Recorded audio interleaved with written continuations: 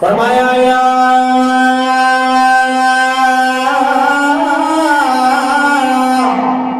ایھا الذین آمنوا استعینوا بالصبر والصلاۃ،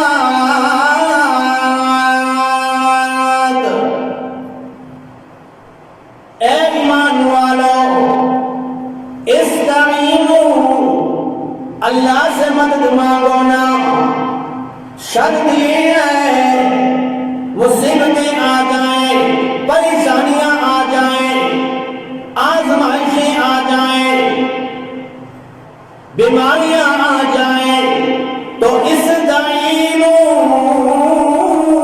بالصبر والصلاۃ، مدد مانگو نا اللہ سے، مدد مانگو اللہ سے، استعینوا بالصبر والصلاۃ، روحانی انداز سے صبر کر کے اور جسمانی اعتبار سے عبادت کر کے اللہ سے مدد مانگو۔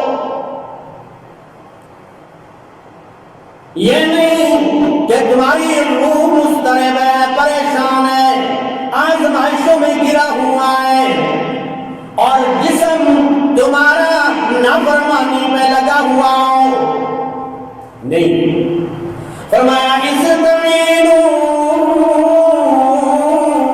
بالصبر والصلاۃ، نماز کے ذریعے، صبر کے ذریعے اللہ سے مدد مانگو۔ ان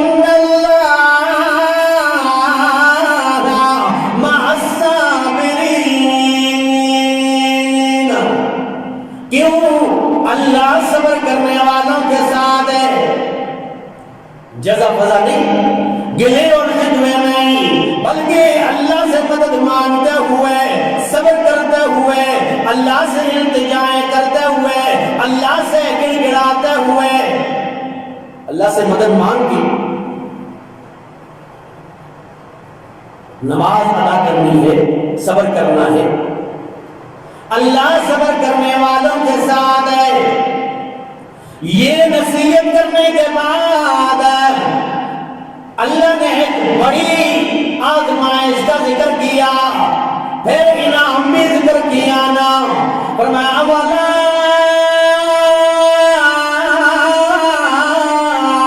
تَقُولُوا لِمَن يُقْتَلُ فِي سَبِيلِ اللَّهِ أَمْوَاتٌ بَلْ أَحْيَاءٌ وَلَكِن لَّا تَشْعُرُونَ۔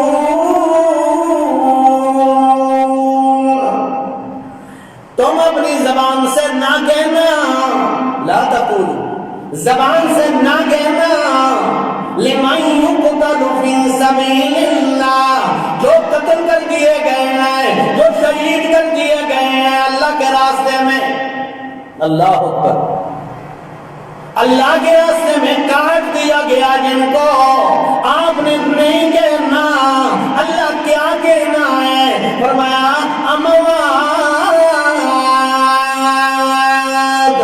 انہیں مردہ نہیں کہنا ہے، انہیں مردہ نہیں کہنا ہے۔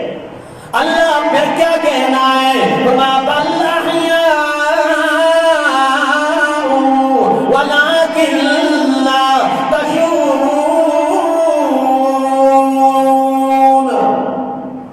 وہ تو زندہ ہے لیکن تمہیں معلوم نہیں ہے کہ وہاں وہ کہاں پہ زندہ ہے، تمہیں پتا نہیں ہے کہاں پہ زندہ ہے، اللہ کو پتا نہیں۔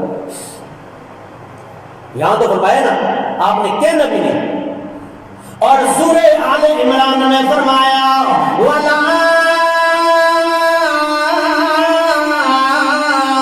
تَحْسَبَنَّ الَّذِينَ قُتِلُوا فِي سَبِيلِ اللَّهِ أَمْوَاتًا، کہنا تو دور کی بات ہے زبان سے، اپنے دل میں گمان بھی نہیں کرنا ہے، جو اللہ کے راستے میں شہید ہو گئے ہیں، مردہ گمان بھی نہیں کرنا، خیال بھی نہیں کرنا۔ بل احیاء، اللہ نے فرمایا بلکہ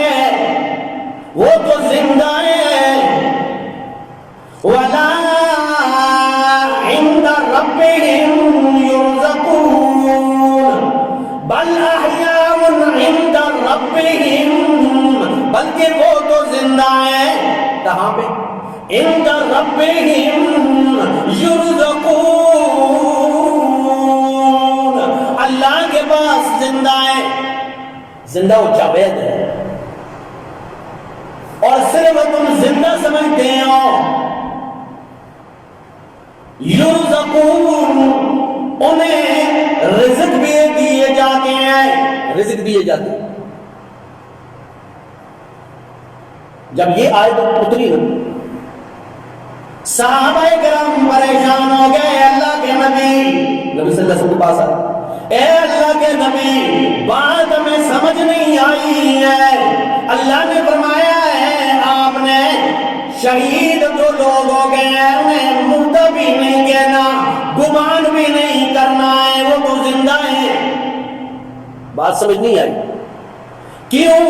اس وجہ سے کہ شہید کا جو جنازہ بھی پڑھا جاتا ہے، دفن بھی کیا جاتا ہے، اس کا مال تقسیم بھی کر دیا گیا، بچے یتیم بھی ہو گئے، اس کی بیوی بیوہ بھی ہو گئی ہے، آگے اس نے شادی بھی کر لی ہے.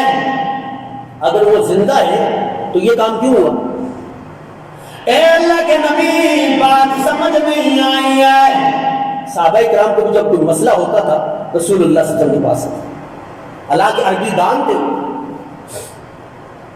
تو نبی مہربان صلی اللہ علیہ وسلم نے فرمایا، یہ حدیث سیاہ ستہ کے تقریباً سارے کتب کے اندر موجود ہے. قرآن کی آیت میں اشتباہ پیدا ہوا تو اللہ کے نبی نے اس کی تفسیر کی. وہ تفسیر جو ہم اپنی طرف سے کریں گے وہ جامع ہوگی یا رسول اللہ نے خود بتایا وہ جامع ہوگی؟ رسول اللہ صلی اللہ علیہ وسلم نے فرمایا احیاء سے مراد دنیا کی زندگی نہیں ہے، بلکہ ارواحهم فی اجواف الطیر حضر تسرح من الجنہ. شہید کی ارواح کو، روح کو اللہ جنت کے سبز رنگ کے پرندوں کے اندر منتقل کر دیتا ہے. جنت کے اندر چکر لگا رہے ہیں، جنت کی نعمتوں سے فائدہ اٹھا رہے ہیں. فرمایا لہا کنادیل المعلقۃ عن عرش، فرمایا عرش کے نیچے قندیلیں لگی ہوئی ہیں، وہاں پہ آ کے یہ اپنی گھونسلوں کے اندر آرام بھی کرتی ہیں. یہ سبز رنگی کے پرندے جو ہیں جنت کی فضا کے اندر گھونسلے ایسے لٹک رہے ہیں، وہاں پہ آرام بھی کرتے ہیں. اور اللہ کریم فرماتے ہیں ہم پوچھتے ہیں جنت والوں سے، شہداء کی ارواح سے. اب جسے جنت مل گئی اسے کیا چاہیے؟ دنیا کی مصیبتوں سے، پریشانیوں سے اللہ نے نجات دے دی، جنت دے دی، اور کیا چاہیے جنت والوں شہداء کو؟ اللہ کریم فرماتے ہیں ہم پوچھتے ہیں حل تشتہون شیئا، اے شہداء کی ارواح کیا آپ کو کچھ اور بھی نعمتیں چاہیے یا نہیں؟ اور کچھ چاہیے؟ تو وہ کہتی ہے لا حاجت لنا، نہیں ہے اللہ، جنت کی تو بڑی نعمتیں ہیں، بڑی انعام ہے تیری طرف سے اللہ، اور ہمیں کچھ نہیں چاہیے. اللہ پھر پوچھتے ہیں حل تشتہون شیئا، بار بار پوچھتے ہیں، بار بار نہیں، کچھ چیز کی ضرورت ہے، کچھ چیز کی ضرورت ہے. اب سمجھ گئے ارواح شہداء کی کہ اللہ اب کچھ چھوڑنے والے نہیں ہیں، بار بار پوچھ رہے ہیں. فرمایا وہ عرض کرتے ہیں ہاتھ باندھ کے اللہ تیری نعمتیں بڑی، جنت کی بڑی عظیم نعمتیں ہیں، لیکن ہماری یہ دلی تمنا ہے، ہماری خواہش ہے کہ انت رد ارواحنا فی اجسادنا حتی نقتل نقتل فی سبیلک مرۃ اخری۔ اللہ ہماری دلی تمنا ہے، ہماری دلی خواہش ہے، اللہ ہماری روح کو ہمارے جسم میں واپس تو ڈال دے، اللہ ہماری روح کو واپس بھیج دے ہمارے جسموں میں۔ کیوں؟ حتی نقتل فی سبیلک مرۃ اخری، اللہ تاکہ پھر تمہارے راستے میں ہم شہید ہو جائیں، اپنی جانوں کا نذرانہ پیش کریں۔ اللہ تیری ذات کی قسم ہے، تیرے راستے میں جو گردن کٹانے میں جو مجھے مزہ آیا ہے، تیری جنت میں بھی وہ مزہ نہیں ہے۔ اللہ ہماری خواہش ہے کہ ہمیں واپس دنیا میں بھیجے، لیکن اللہ فرماتے ہیں نہیں نہیں، کلا انہا کلمۃ هو قائلها ومن ورائهم برزخ الى یوم یبعثون۔ دنیا میں میرا قانون ایسا نہیں ہے کہ مرنے کے بعد واپس اسے دوبارہ دنیا میں بھیج دیں، ایسا قانون نہیں۔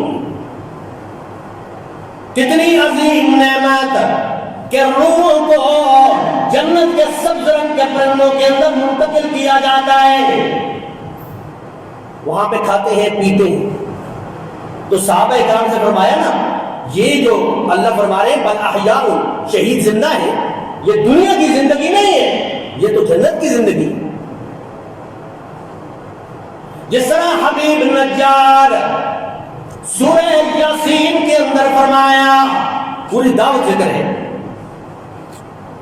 جب قوم والوں سے کہنے لگا اے میری قوم والوں، یہ جو نبی آئے ہیں آپ کو دعوت دے رہے ہیں، اللہ کا پیغام دینے کے لیے آئے ہیں، ان کی بات سنو نا۔ حبیب نجار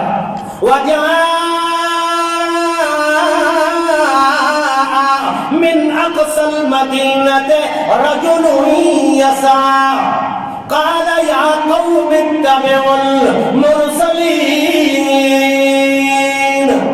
یہ جو نبی ہیں انبیاء علیہ السلام یہ دعوت دے رہے ہیں، ان کی تابعداری کرو، ان کی دعوت پہ لبیک ہو۔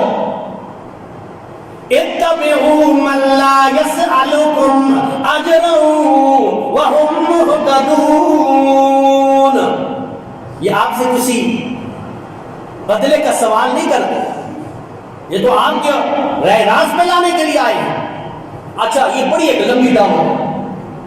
حبیب نجار قوم والوں کے سامنے کھڑا تھا، انہی کے اندر سے آدمی تھا، لیکن حق بات کی حمایت کی، صرف حق بات کی حمایت کی۔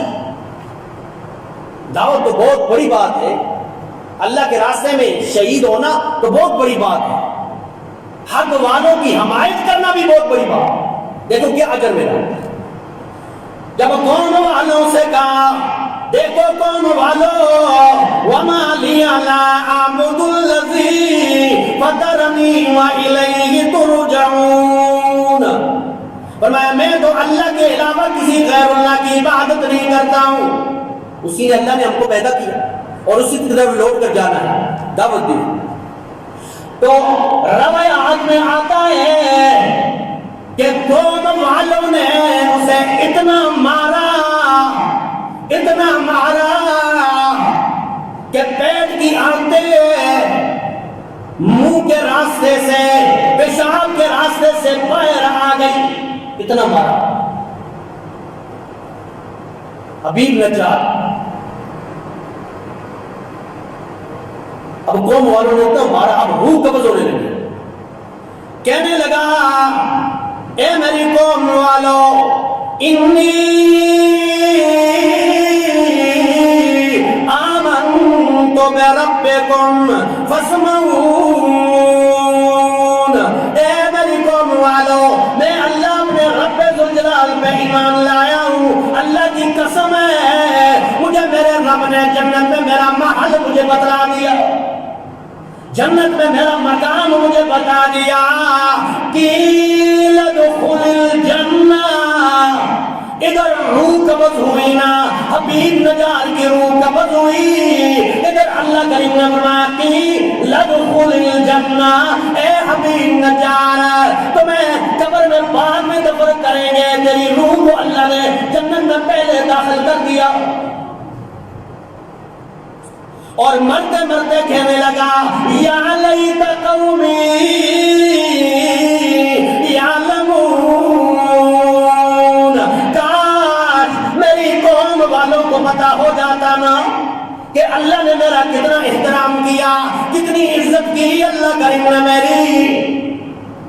بما غفر لی ربی، ایک تو رب نے میرے گناہوں کو بخش دیا، ساری کوتاہیوں کو معاف کر دیا، وَجَعَلَنِي مِنَ الْمُكْرَمِينَ، اور مجھے داخل کر دیا عزت دار لوگوں میں سے شامل کر دیا، جو اللہ کے نیکوکار لوگ ہیں ان میں شامل کر دیا۔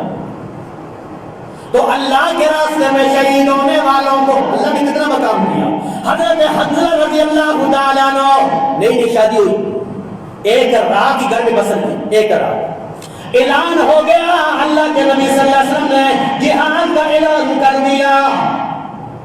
حضرت حنظلہ رضی اللہ تعالیٰ عنہ ابھی صبح کی نماز سے پہلے کا ٹائم ہے، اپنی تلوار لی چل پڑے نا۔ بیوی نے کہا حنظلہ آپ نے تو ابھی غسل بھی نہیں کیا ہے، پہلے غسل تو کر لو۔ ہمارا اللہ کی قسم ہے غسل کرنے کے لیے، اگر میں غسل کروں گا تو اللہ کے نبی کا حکم کہیں جو ہے فراموش نہ ہو جائے، اس میں کوتاہی نہ ہو جائے۔ اللہ کے نبی صلی اللہ علیہ وسلم کے ساتھ جہاد میں چلا گیا، لڑتے لڑتے شہید ہو گیا۔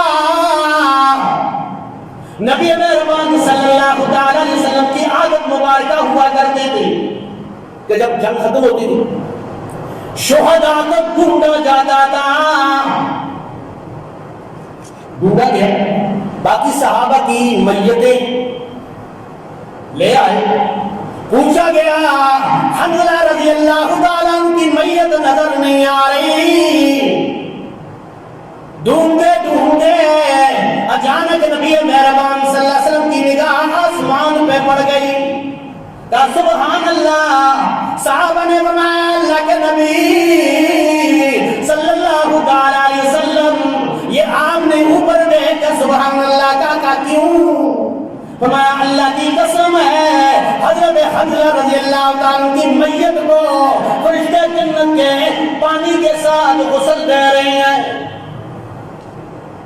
اتنی بڑی سعادت اللہ کے راستے میں شہید ہونے کی، اس لیے تو نبی مہربان صلی اللہ علیہ وسلم دعا کیا کرتے تھے اللہم اے میرے پروردگارا، میری دلی تمنا ہے لوددت ان اقتل فی سبیل اللہ ثم احیا ثم اقتل ثم احیا ثم اقتل۔ یہ نقطہ بھی آ گیا، یہ دنیا کی زندگی، شہید کی زندگی وہ دنیا کی نہیں ہے، وہ جنت والی۔ رسول اللہ صلی اللہ علیہ وسلم فرما رہے ہیں لَوَدِدْتُ أَنْ أُقْتَلَ فِي سَبِيلِ اللَّهِ، اللہ ہماری دلی تمنا ہے کہ میں تیرے راستے میں شہید کر دیا جاؤں، قتل کر دیا جاؤں، دلی تمنا ہے۔ اب جو اللہ کے راستے میں قتل کر دیا گیا وہ تو شہید ہے نا۔ فرمایا ثم احیا، اللہ پھر تو مجھے زندہ کرے۔ سوال پیدا ہوا شہید تو پہلے ہی زندہ ہے، پھر کیوں زندہ کرے؟ مطلب ہے دنیا کے اندر پھر دوبارہ زندہ ہے، زندگی وہ جنت والی۔ اللہ میری دلی تمنا ہے، نبی مہربان صلی اللہ علیہ وسلم فرما رہے ہیں تیرے راستے میں شہید کر دیا جاؤں، ثم احیا، پھر زندہ کیا جاؤں، ثم اقتل، پھر شہید کیا جاؤں، ثم احیا، پھر زندہ کیا جاؤں، ثم اقتل، پھر شہید کر دیا جاؤں۔ شہادت یہ عظیم ترین اللہ کی طرف سے نعمت ہے، جس کو شہادت مل جائے وہ تو کامیاب ہو گیا، کامران ہو گیا۔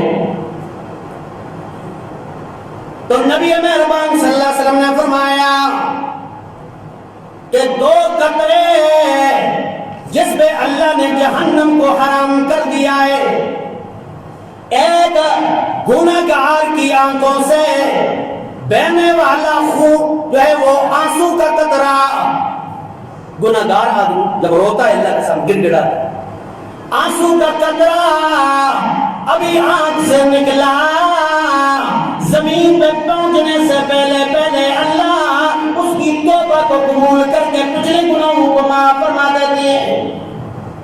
اور دوسرا قطرہ شہید کے جسم سے نکلنے والا خون کا قطرہ، وہ زمین پہ پہنچنے سے پہلے پہلے اللہ شہید کے سارے گناہوں کو معاف فرما دیتا ہے، لیکن علت دئی قرض کے علاوہ، قرض تو شہید کو بھی معاف ہو۔ نبی مہربان صلی اللہ علیہ وسلم نے فرمایا کہ اربع فی امتی من امر الجاہلیہ، لیکن آزمائش پریشانی اللہ کی طرف سے آتی ہے، یہ نہیں جزا و فضا کرے، پیٹنے لگ جائے، ہائے ہائے کی صدائیں بلند کرنے لگ جائے۔ اللہ نے ہمیں صبر کرنا سکھلایا ہے، اسلام ہمیں صبر کا ہے وہ حکم دیتا ہے۔ مومن آدمی جب خوش ہوتا ہے تو اللہ کا شکر ادا کرتا ہے، جب آزمائش آتی ہے تو صبر کرتا ہے، انا للہ و انا الیہ راجعون پڑھتا ہے، جزا و فضا نہیں۔ نبی مہربان صلی اللہ علیہ وسلم نے فرمایا لیس منا، وہ شخص ہم میں سے نہیں ہے، یعنی امت رسول میں سے نہیں ہے، من لطم الحدود وشق الجیوب ودعا بدعوت الجاہلیہ، یعنی جو اپنے رخساروں کو پیٹنے والا ہو، ہائے اپنے گریبانوں کو پھاڑنے والا ہو، آزمائش آئی، پریشانیاں آئیں، اللہ میں گلے اور شکوے کرنے لگ جائے، جاہلیت کی صدائیں بلند کرنے لگ جائے، وہ ہم میں سے نہیں ہے، رسول اللہ صلی اللہ علیہ وسلم کی تعلیمات ہے۔ تو اسلام ہمیں صبر سکھلاتا ہے، اور یہ محرم الحرام کا مہینہ بڑا مقدس مہینہ ہے، اسلام سے پہلے بھی اس کے بڑا احترام تھا۔ یکم محرم الحرام کو عمر فاروق رضی اللہ تعالیٰ عنہ کی شہادت ہے، اللہ سے شہادت مانگی، حضرت حسین رضی اللہ تعالیٰ عنہ کی شہادت 10 محرم الحرام کو ہے، اور حق کے شہید تھے، لیکن حسین رضی اللہ تعالیٰ عنہ، حضرت عمر فاروق رضی اللہ تعالیٰ عنہ، حضرت عثمان غنی رضی اللہ تعالیٰ عنہ، صحابہ اکرام رضوان اللہ علیہم اجمعین، ان کی شہادت نے تو ہم بیان کرتے ہیں، ان کا مظلوم ہونا تو ہم بیان کرتے ہیں، لیکن ان کی تعلیمات پہ چلنے کے لیے تیار نہیں۔ اب 10 محرم الحرام کو حضرت حسین رضی اللہ تعالیٰ عنہ کربلا کے میدان پہ خود بھی اور بچے بھی تڑپ گئے، بھوک اور پیاس برداشت کی، اور 10 محرم کو ہم سبیلے لگائیں اور چاول پکائیں، کھانے پینے کے بہانے تلاش کریں۔ بھائی رسول اللہ صلی اللہ علیہ وسلم سے لے کر حضرت امام حسین رضی اللہ تعالیٰ عنہ تک یہ تعلیم ہے کہ آپ روزہ رکھیں نا۔ حضرت حسین رضی اللہ تعالیٰ عنہ بھوک پیاس برداشت کی، گویا کہ روزے سے نہیں، اب انہیں روزے رکھے، ہم کھانے پینے کے بہانے تلاش کرتے اور جاہلیت رسوم اور بدعات کو رائج کرتے ہیں۔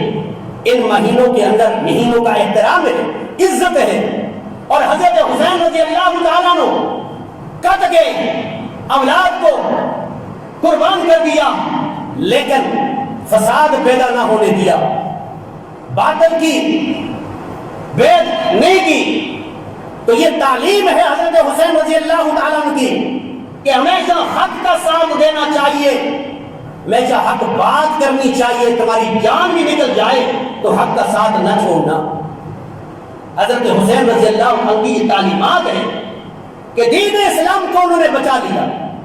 اور ہماری رسومات دیکھیں، بدعات دیکھیں، زندگی کے ادوار میں ہم اسلام کو قربان کرنے کے لیے تیار ہیں، لیکن اپنی رسومات، اپنی ناک، اپنی عزت کو قربان نہیں ہونے دیتے. تو حضرت حسین رضی اللہ تعالیٰ عنہ، صحابہ کرام رضوان اللہ علیہم اجمعین، فرمایا ان کی زندگی ہماری مشعل راہ ہے. اللہ سے دعا ہے اللہ عمل کی توفیق نصیب فرمائے. وآخر دعوانا الحمدللہ رب العالمین.